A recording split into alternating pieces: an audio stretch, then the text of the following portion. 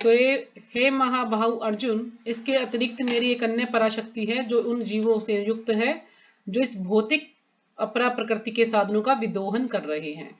यानी उनकी एक पराशक्ति है जो उन जीवों से युक्त है, यानी पराशक्ति, जीव को भी पराशक्ति कहा गया है। तो अपरा प्रकृति के साधनों का विदोहन यानी उनका भोग कर रही हैं। तो कल हमने इस श्लोक में पढ़ा था कि अगर परमेश्वर की पराशक्ति है और यह वही शक्ति है जिसके कारण सारा संसार कार्यशील है। यदि जीव ना होता तो ये संसार में जो भी कुछ है ये कुछ भी कार्यशील नहीं होता, कोई भी कार्य नहीं होता अगर जीव नहीं होता। तो जीव के कारण यानी आत्मा के कारण ही ये सारा जगत कार्यशील है। जो भी हम कार्य कर पा रहे सब आत्मा के द्वारा ही सब कार्य हो रहा है। तो ये हमने कल इस श्लोक में पढ़ा था। आज हम पढ़ते हैं छठा श्लोक।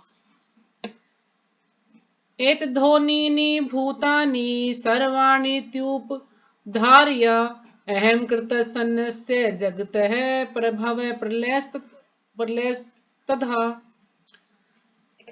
एतद्धोनीनि भूतानि सर्वाणीत्युपधार्य अहं कृतसन्नस्य जगतः प्रभवः प्रलयस्ततः।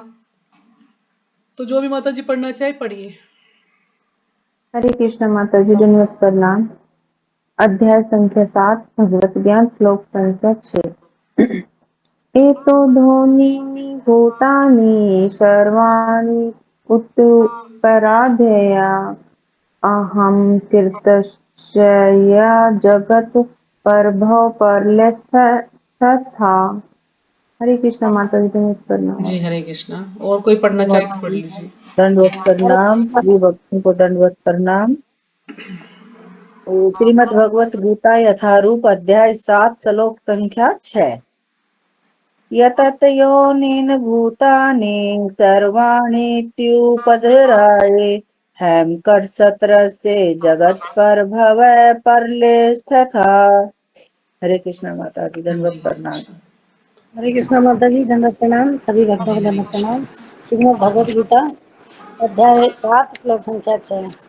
एतद्ध्वनीनि भूतानि सर्वणीत्युपधार्य अहं कृतस्य जगत प्रभव प्रलयस्तथा। हरे कृष्ण माता जी। हाँ जी, तो आदिल्ला माता जी आ चुकी है हमारे बीच में। आपको दिख रही है आदिल्ला माता जी? तो एक बार सब जो है माता जी। जी का स्वागत करेंगे हरे कृष्ण महामंत्र बोल के। हरे हरे कृष्णा कृष्णा हरे हरे कृष्णा कृष्णा कृष्णा कृष्णा कृष्णा कृष्णा हरे हरे हरे, हरे, हरे हरे राम राम राम राम राम हरे हरे। हरे हरे। हरे कृष्णा माता जी, दंडवत जी हरे प्रणाम। कृष्णा। तो ठीक है आदिल्ला माता जी आप शुरू कर सकते हैं। हमने सोचा कि आज आप काफी टाइम लग गया तो हमने सोचा कभी आप नहीं आ रहे हो तो हमने शुरुआत की थी। अभी हमने कुछ किया नहीं है, आप जो है शुरू कीजिए। श्लोक का पढ़ा है छठे वाला, तो आप इसका अनुवाद और तात्पर्य आप हमें समझाइए। हाँ, तो आप शाम वाली क्लास में नहीं आए ना, तो कोई कह रहा था कि आप कहीं पे गए हो। मैंने सोचा कभी अभी नहीं आ रहे हो क्योंकि लेट हो गए थे ना आप। हाँ हाँ हाँ हाँ, मैं लेट हाँ आई थी, हाँ, तो श्लोक वहां हमने से पढ़ लेट लिया आई है। थी। आप अनुवाद और तात्पर्य से शुरू कर सकते हैं। इसमें क्या है? यहाँ पे आप लोगों का कृष्ण पुस्तक है ना? नहीं नहीं नहीं, भगवत गीता मैंने आपको बोला था ना, श्रीमद् भगवत गीता अध्याय 7 का छठा श्लोक है। अच्छा अच्छा अच्छा, तो बुक है आपके एक एक पास? नहीं मिनट हो तो लगेगा मैंने मुझे। व्हाट्सएप पे भेज रखे हैं पेजेस। अगर बुक नहीं है तो व्हाट्सएप पे भेज नहीं, दूंगी। बुक तो है, थोड़ा एक बार चश्मा चश्मा लेकर आती हूँ मैं जरा। अच्छा अच्छा, ठीक है ठीक है। आ चुके आप घर पे? हाँ हाँ, घर पे आ गई। अच्छा अच्छा, ठीक है, चश्मा ले आइए।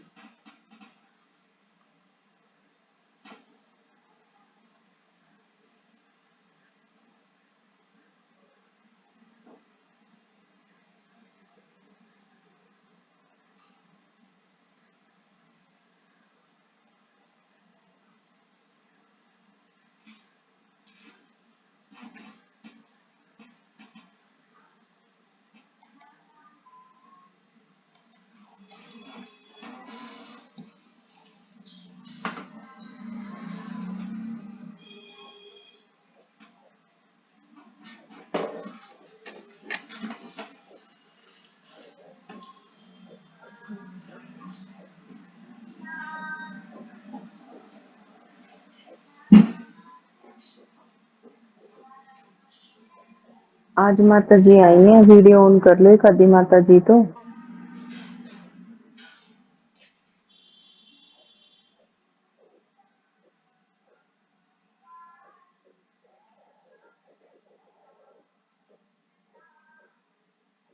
हाँ, कौन सा बता रहे हो? 7वें अध्याय का 6ठा श्लोक। जी माता जी।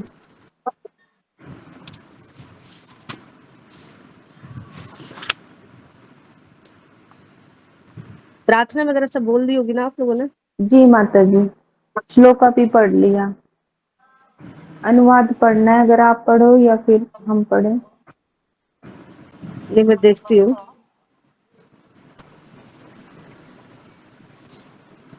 ये है 7वां अध्याय जिसका नाम है भगवत ज्ञान और श्लोक संख्या 7। 6 है माता जी। 6 है। माता जी। एतद्योनि भूतानि सर्वाणि धारया अहं कृतनस्य जगत प्रभव प्रलयस्तथा। सारे प्राणियों का उद्गम इन दोनों शक्तियों में है। इस जगत में जो कुछ भी भौतिक तथा आध्यात्मिक है उसकी उत्पत्ति तथा प्रलय मुझे ही जाने। तो सारे प्राणियों का उद्गम इन दो शक्तियों में है।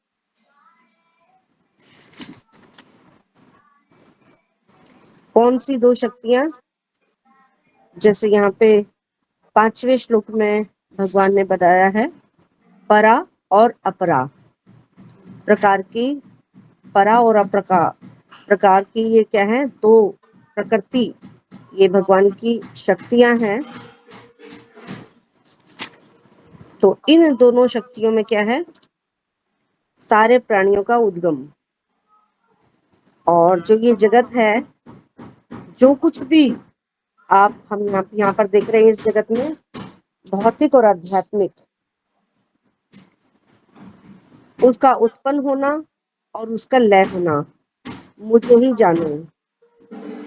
तो सब कुछ भगवान से ही उद्भूत हो रहा है, भगवान से ही प्रकट हो रहा है और भगवान ही उसका फिर लय कर देते हैं, समाप्त कर देते हैं उसको।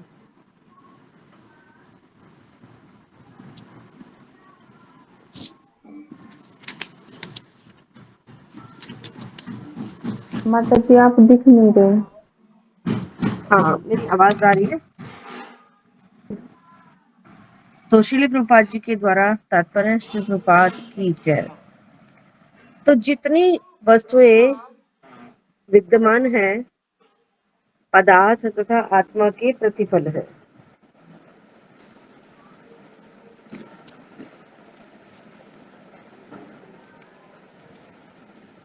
और आत्मा सृष्टि का मूल क्षेत्र है।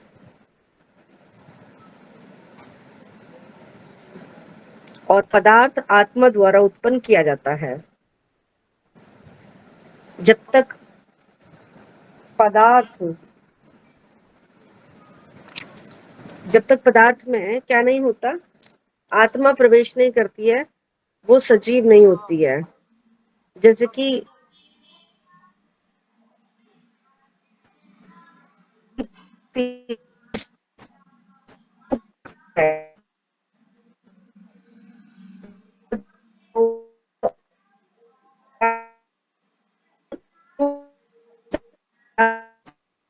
माता जी आवाज नहीं आ रही।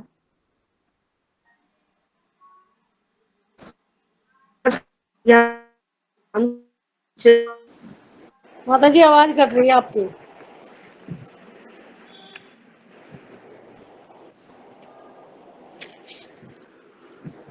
माता जी का कुछ उसमें फोन में खराबी हो रही है शायद। नेटवर्क माता जी अब आ रही है आवाज? अब आइए माता जी, थोड़ी थोड़ी आई है? हाँ आइए अब तो। अच्छा,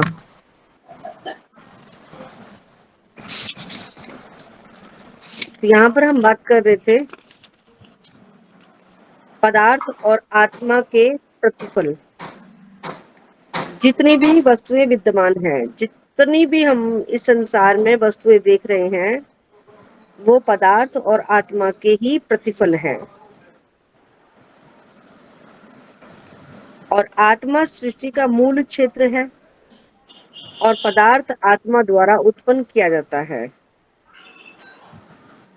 ना। जैसे साइंटिस्ट कहते हैं ना कि H2 4 क्या मिलाने से ये बन जाता है, वो बन जाता है।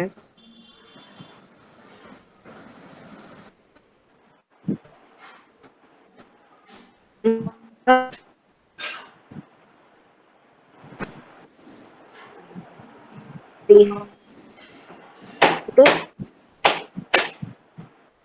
माता जी फिर कट गई आवाज आपकी।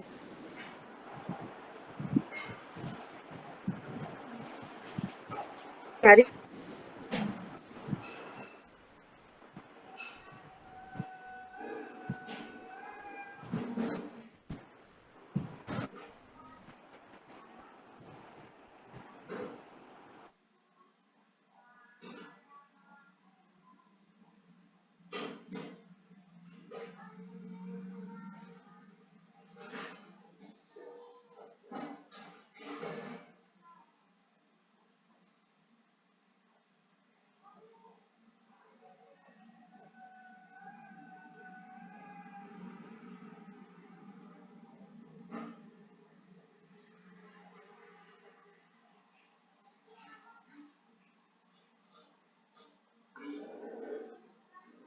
आ रही है, सबको ही नहीं आ रही।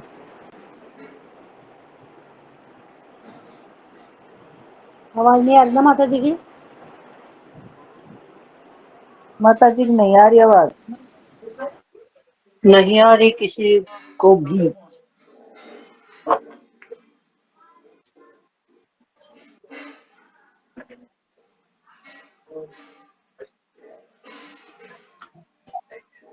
माता जी का कुछ गड़बड़ है फोन में।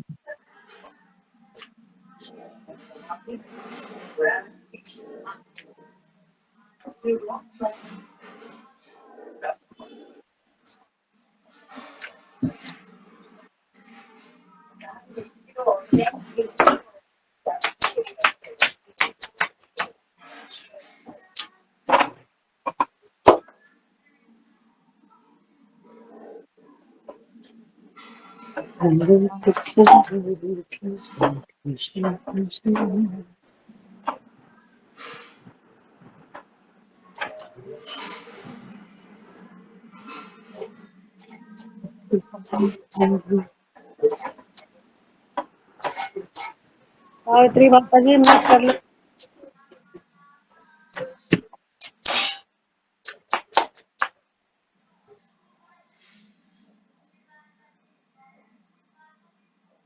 माता जी निकल गई हैं क्या? फोन में दिक्कत हो गई सभी के। ये नेट चला रहा है। माता जी के फोन में दिक्कत होगी शायद।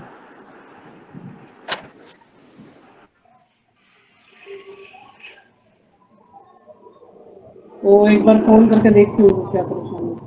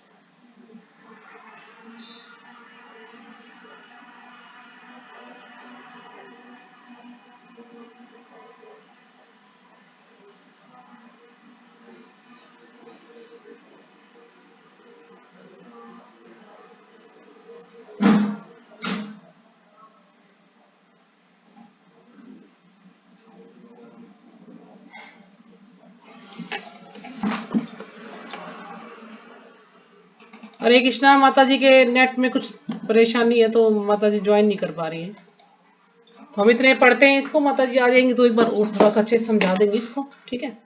जितना हम कर पाते हैं उतना करते हैं इसको। तो अनुवाद है इसका सारे प्राणियों का उद्गम इन दोनों शक्तियों से में है। इस जगत में जो कुछ भी भौतिक तथा आध्यात्मिक है उसकी उत्पत्ति तथा प्रलय मुझे ही जानो। तो यहाँ पर भगवान बता रहे हैं कि सारे प्राणियों का उद्गम, यानी सभी प्राणियों का उद्गम कौन है, स्रोत कौन है, भगवान श्री कृष्ण है। जो भी है सब कुछ भगवान से ही आया है, सबके कारण कौन है, भगवान श्री कृष्ण ही है। तो बता रहे हैं कि दोनों शक्तियां नहीं, पराशक्ति और अपराशक्ति दोनों ही, एक भौतिक है और एक आध्यात्मिक, दोनों ही शक्ति जो है भगवान से ही आई है, भगवान ही उनके कारण है। उसकी उत्पत्ति तथा प्रलय मुझे ही जानो, यानी उनकी उत्पत्ति भी और जब उनका संहार होता है, प्रलय होती, तो भी भगवान को ही जानो। भगवान की मर्जी से ही सब कुछ होता है। तो तात्पर्य शिल्पाद जी के द्वारा, शिल्पाद जी की जय। जितनी वस्तुएं विद्यमान हैं वे पदार्थ तथा आत्मा के प्रतिफल हैं, यानी जितनी भी वस्तुएं हम देख रहे हैं इस भौतिक संसार में, ये सब किसके द्वारा है, पदार्थ और आत्मा के प्रतिफल हैं। यानी जो भी पदार्थ है, यानी जो शरीर है, पदार्थ का मतलब जो शरीर है, जो हार्ड मास का जो शरीर बना हुआ है, ये पदार्थ और आत्मा दोनों के ही प्रतिफल है, दोनों के कारण ही है ये शरीर जो हमें मिला हुआ है। आत्मा सृष्टि का मूल क्षेत्र है और पदार्थ आत्मा द्वारा उत्पन्न किया जाता है। आत्मा जो है सृष्टि का मूल क्षेत्र है, क्षेत्र यानी स्थान है। आत्मा के द्वारा ही सृष्टि होती है, अगर आत्मा है तभी तो सृष्टि का कुछ फायदा है। अगर सृष्टि हो गई और उसमें आत्मा नहीं है तो वो बेजान है, कोई भी कार्य अच्छे से नहीं होगा जब तक कि आत्मा नहीं होगी। तो यानी जीव है, आत्मा है, तो वही सारे कार्य अच्छे से कर पाएंगे। और पदार्थ आत्मा द्वारा उत्पन्न किया जाता है, और जो पदार्थ है यानी जो भौतिक शरीर है आत्मा के द्वारा ही उत्पन्न किया जाता है। अगर आत्मा है तो इस शरीर की कुछ वैल्यू है, अगर आत्मा नहीं है शरीर के अंदर तो इसकी कोई भी वैल्यू नहीं है, ये कुछ भी नहीं कर सकता, ये निर्जीव है। भौतिक विकास की किसी भी अवस्था में आत्मा की उत्पत्ति नहीं होती। अब जो भौतिक विकास है, यानी कुछ लोग कुछ भी कार्य कर लेते हैं, तो उसमें जब तक आत्मा नहीं है तो वो मतलब आत्मा को उत्पन्न नहीं कर सकते, चाहे वो कितना भी भौतिक विकास कर लेंगे, लेकिन उसमें आत्मा की उत्पत्ति नहीं होती। अपितु ये भौतिक जगत आध्यात्मिक शक्ति के आधार पर ही प्रकट होता है। ये जो भौतिक जगत है ये आध्यात्मिक शक्ति के आधार पर ही प्रकट होता है, यानी जो आध्यात्मिक शक्ति है वही इसको धारण किए हुए है। यदि वो नहीं है तो ये भौतिक संसार कुछ भी नहीं है। इस भौतिक शरीर का इसलिए विकास हुआ क्योंकि इसके भीतर आत्मा उपस्थित है। अब जो भौतिक शरीर है हमारा, ये 24 तत्वों से जो बना हुआ शरीर है हमारा, ये अगर आत्मा नहीं होगी तो ये शरीर की कोई भी वैल्यू नहीं है। यानी आत्मा उपस्थित है इसलिए ही इसका विकास हुआ है। जैसे कि पहले बच्चा है, फिर बड़ा होता है, फिर थोड़ा सा और बड़ा होता है, फिर वृद्ध होता है, तो ये सब आत्मा के कारण है। अगर आत्मा शरीर में नहीं है तो वो कुछ भी प्रगति नहीं कर पाए, कुछ भी उसका विकास नहीं होगा। जैसे यहाँ पे उदाहरण दिया है कि एक बालक धीरे धीरे बढ़कर कुमार तो अंत में युवा बन जाता है क्योंकि उसके भीतर आत्मा उपस्थित है। इसी प्रकार इस विराट ब्रह्मांड की समग्र सृष्टि का विकास परमात्मा विष्णु की उपस्थिति के कारण होता है। यानी जब भी एक बच्चा है बढ़कर फिर बड़ा फिर वो वृद्ध हो जाता है और अंत में उसकी मृत्यु हो जाती है, तो ये सब किसके कारण होता है, आत्मा के कारण।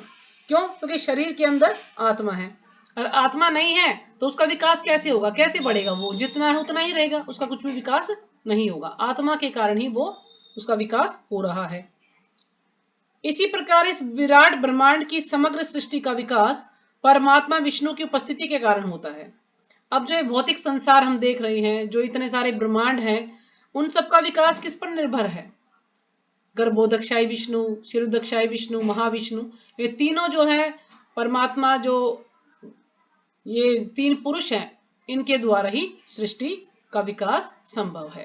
यानी इनकी वजह से ही सृष्टि हो पाती है, उसका विकास हो पाता है। अगर ये तीन पुरुष ना हो यानी भगवान ना हो तो इस सृष्टि का कोई भी विकास नहीं होगा, यानी सृष्टि ही नहीं हो सकती है। अगर भगवान है तो सृष्टि भी हो सकती है, नहीं तो कोई भी सृष्टि नहीं कर सकता। तो ये लिखा कि ब्रह्मांड की समग्र सृष्टि का विकास परमात्मा विष्णु की उपस्थिति के कारण ही होता है। अतः आत्मा तथा पदार्थ मूलतः भगवान की दो शक्तियां हैं। अब आत्मा और पदार्थ दोनों ही भगवान की शक्तियां हैं, एक पराशक्ति है और दूसरी अपराशक्ति है, जिनके संयोग से विराट ब्रह्मांड प्रकट होता है। यानी इन दोनों के संयोग से ही विराट ब्रह्मांड प्रकट होता है। यानी जो हम महत्त्व देखते हैं, अगर महत्त्व ना होता तो ये भौतिक संसार ना होता। ये महतत्व के कारण ही भौतिक संसार है। और ये महतत्व कैसे एक्टिवेट होगा? जब भगवान इस पर दृष्टिपात करते हैं। अगर भगवान इस पर दृष्टिपात ना करें तो ये कार्यशील नहीं हो सकता, कोई भी कार्य नहीं कर सकता। इस महतत्व के कारण ही भौतिक संसार है। अतः भगवान ही सभी वस्तुओं के आदि कारण हैं।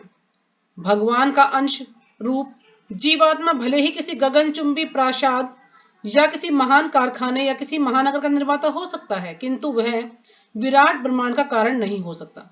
अब हो सकता है कोई जीवात्मा इतना जो है प्रगति कर पाता है कि गगनचुंबी प्रासाद यानी कोई महल बना ले, है ना, या कोई और कुछ ऐसा कोई महान कारखाना या कोई फैक्ट्री या कुछ भी कोई भी बड़ा कार्य कर ले, वो हो सकता है।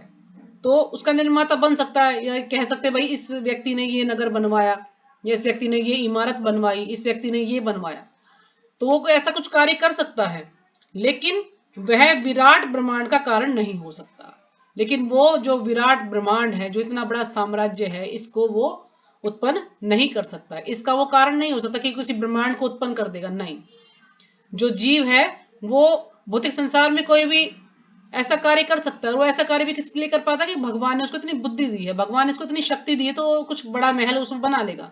लेकिन वो ब्रह्मांड की रचना नहीं कर सकता, ब्रह्मांड नहीं बना सकता है। इस विराट ब्रह्मांड का सृष्टा भी विराट आत्मा या परमात्मा है। तो जो विराट ब्रह्मांड हम देख रहे हैं, जो इतना बड़ा ये ब्रह्मांड है, इतने सारे अनगिनत ब्रह्मांड हैं, इसको किसने बनाया है? विराट आत्मा। विराट आत्मा यानी बड़ी आत्मा या परमात्मा भी कह सकते हैं। यानी ये छोटी आत्मा नहीं, जैसे कि हम है जीव, व्यष्टि आत्मा नहीं, ये है समष्टि आत्मा, यानी ये है भगवान। इसको आत्मा या परमात्मा कह सकते हैं, विराट आत्मा या परमात्मा, यानी भगवान के द्वारा ही ये ब्रह्मांड बनाया गया है। और परमेश्वर कृष्ण विराट तथा लघु दोनों ही आत्माओं के कारण है। अब जो परमेश्वर हैं, जो भगवान श्री कृष्ण हैं, वो विराट आत्मा के और लघु आत्मा के दोनों के ही कारण है। क्यों? क्योंकि जितने भी जीव हैं, 84 लाख योनियां हैं, सब भगवान के कारण ही हैं। भगवान ने ही सभी जीवों को उत्पन्न किया है।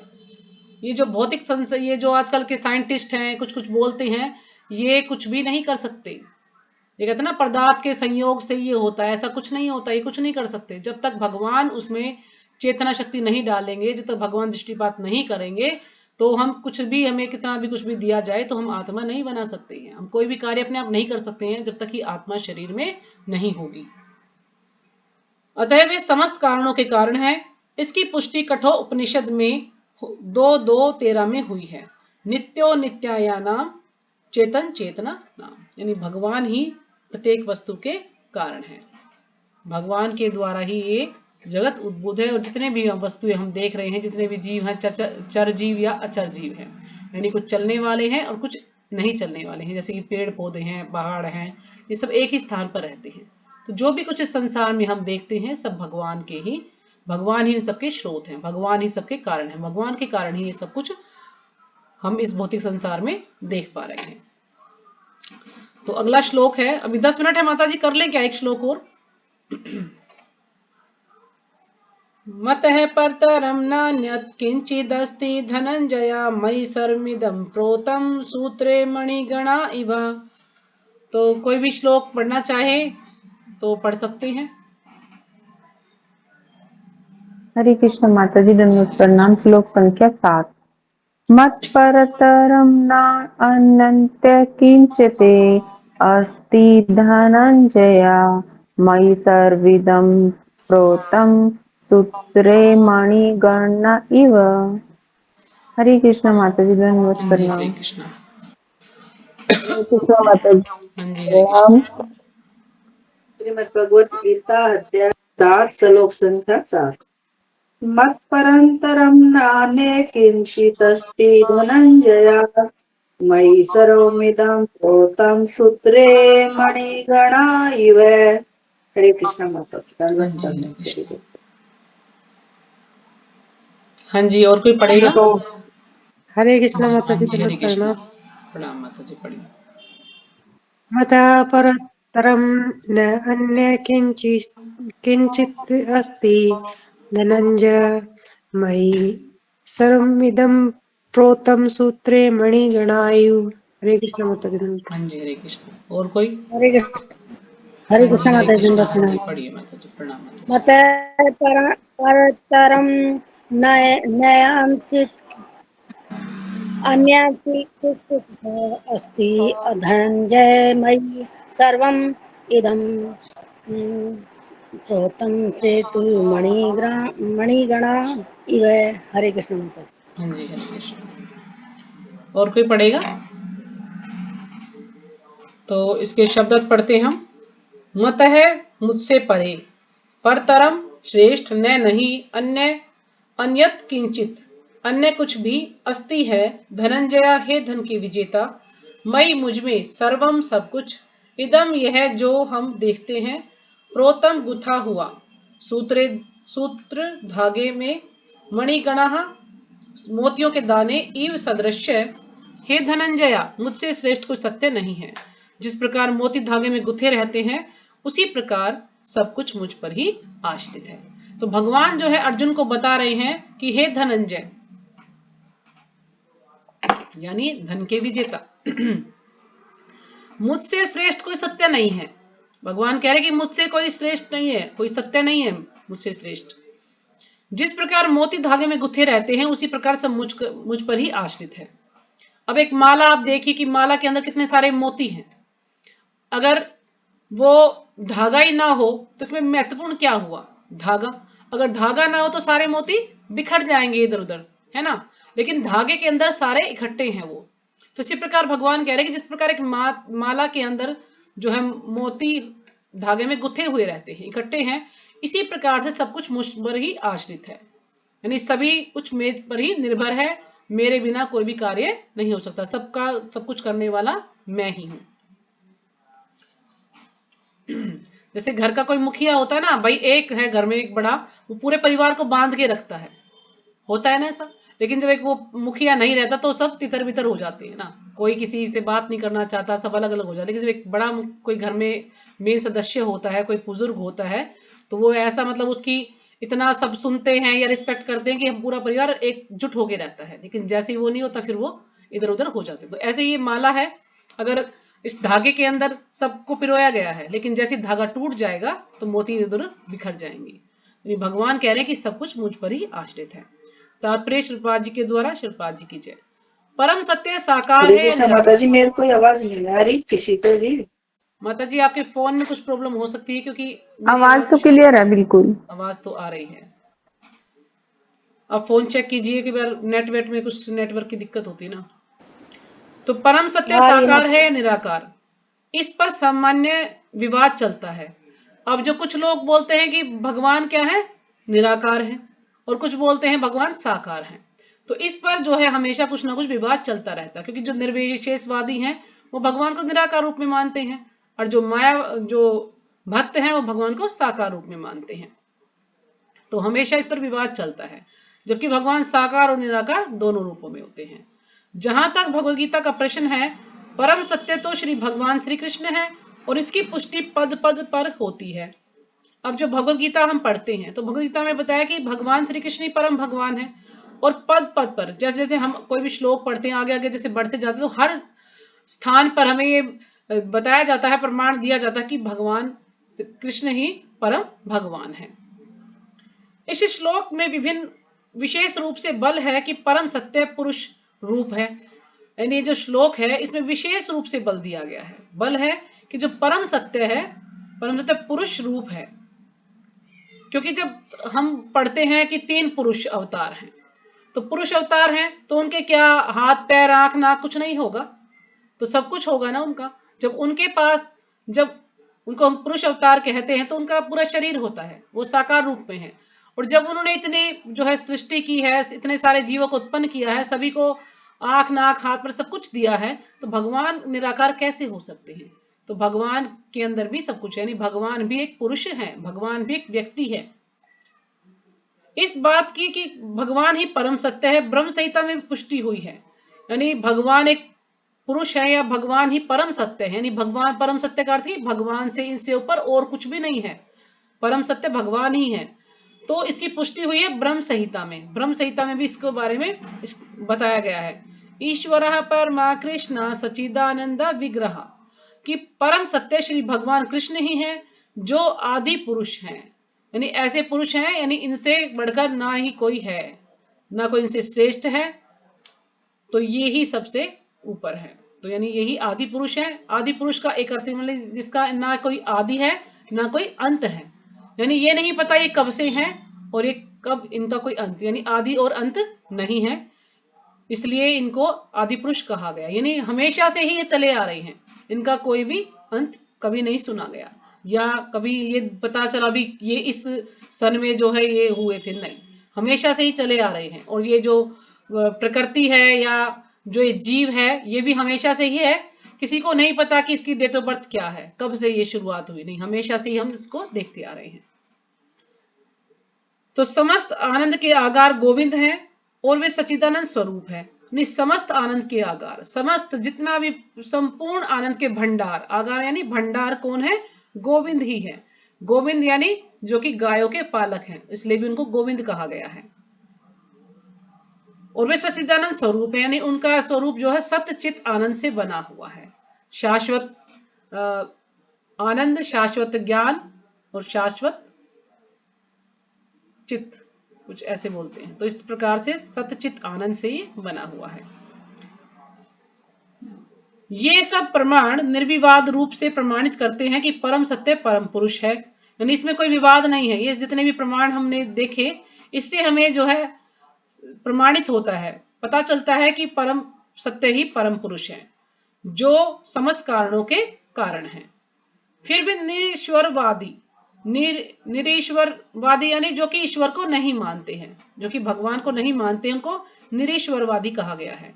श्वेताश्वतर उपनिषद में 3.10 उपलब्ध वैदिक मंत्र के आधार पर तर्क करते हैं, ततो यदूत तरतरम तदरूपम नामयम य एत द्वि दुर्मृतास्ते भवन्यत यथेतरे दुखमेवा पीयन्ति। भौतिक जगत में ब्रह्मांड के आदि जीव ब्रह्मा को देवताओं, मनुष्यों तथा निम्न प्राणी में सर्वश्रेष्ठ माना गया है। अब भौतिक जगत में ब्रह्मांड के आदि जीव, यानी आदि जीव जो ब्रह्मा है, ब्रह्मा को देवताओं में, मनुष्यों में और निम्न प्राणी में सर्वश्रेष्ठ माना गया है, क्योंकि ब्रह्मा को सृष्टि का रचिता माना जाता है कि ब्रह्मा जो है भगवान उनको आदेश देते हैं तो ब्रह्मा सृष्टि की रचना करते हैं, तो इसलिए वो उनको सबों में जो है सर्वश्रेष्ठ माना गया, क्योंकि सबसे बड़े देवता ब्रह्मा जी को बोलते हैं। तो किंतु ब्रह्मा के परे एक इंद्रियातीत ब्रह्म है, लेकिन ब्रह्मा के परे भी एक इंद्रियातीत ब्रह्म है। इंद्रियातीत यानी जो इंद्रियों से परे है, यानी जिसको हम अपनी इंद्रियों से नहीं जान सकते हैं। इंद्रियातीत ब्रह्म, ब्रह्म यानी आत्मा भी बोलते हैं, ब्रह्म का अर्थ भगवान भी है। तो इसमें हम ब्रह्म का अर्थ क्या है? भगवान है, यानी जो कि इंद्रियों से परे हैं, जिसका कोई भौतिक स्वरूप नहीं होता, यानी उनका हमारी तरह से कोई भौतिक स्वरूप नहीं होता। हार्ड मास का शरीर नहीं होता भगवान का। भगवान का शरीर चिन्मय होता है, शाश्वत होता है, बिल्कुल नव, कहते ना कि जो एक बिल्कुल मतलब भगवान कभी बूढ़े नहीं होते हैं, भगवान हमेशा नव युवक ही रहते हैं। और जो समस्त भौतिक कल्मश से रहित होता है, उनका शरीर भौतिक कल्मश से रहित है, हमारी तरह नहीं है कि उनको दुख तकलीफ या सुख जो भी कुछ ऐसा कुछ सहन करना पड़ता, कुछ पीड़ा सहन करनी पड़ती हो या 3 प्रकार के कष्ट सताते हो, तो वो इन सब से परे हैं। जो व्यक्ति उसे जान लेता है वह भी दिव्य बन जाता है, और जो व्यक्ति भगवान के बारे में जान जाता वो भी दिव्य बन जाता है। किंतु जो उसे नहीं जान पाते वे सांसारिक दुखों को भोगते रहते हैं। जो भगवान को जान पाते हैं वो दिव्य बन जाते हैं, और जो भगवान को नहीं जान पाते वो कष्ट भोगते रहते हैं, हमेशा दुखी ही रहते हैं, कभी सुखी नहीं हो सकते जब तक कि भगवान से प्रेम करना नहीं सीख पाएंगे। जब तक भगवान को केंद्र में नहीं रखेंगे ऐसे लोग सुखी नहीं हो सकते हैं। निर्विशेषवादी अरूपम शब्द पर विशेष बल देते हैं। अब जो निर्विशेषवादी है वो अरूपम शब्द पर बल देते हैं। वो क्या सोचते हैं? अरूपम का अर्थ ये लगाते हैं कि भगवान का कोई रूप नहीं है, लेकिन अरूपम शब्द का अर्थ क्या है कि भगवान का हमारे जैसा रूप नहीं है। भगवान का शरीर चिन्मय है, भगवान का शरीर आध्यात्मिक है, हमारे जैसा शरीर नहीं है भगवान का। किंतु यह अरूपम शब्द निराकार नहीं है, यानी इस अरूपम का अर्थ ये नहीं कि भगवान निराकार है, उसका अर्थ ये है कि भगवान का रूप हमारे जैसा नहीं है, भगवान का आध्यात्मिक शरीर है। यह दिव्य सच्चिदानंद स्वरूप का सूचक है, यानी जो सच्चिदानंद स्वरूप है उसका प्रतीक है ये अरूपम शब्द। जैसा कि ब्रह्म संहिता में वर्णित है और ऊपर उद्धृत है। श्वेताश्वतर उपनिषद के अन्य श्लोकों 3.8 और 9 से भी इसकी पुष्टि होती है।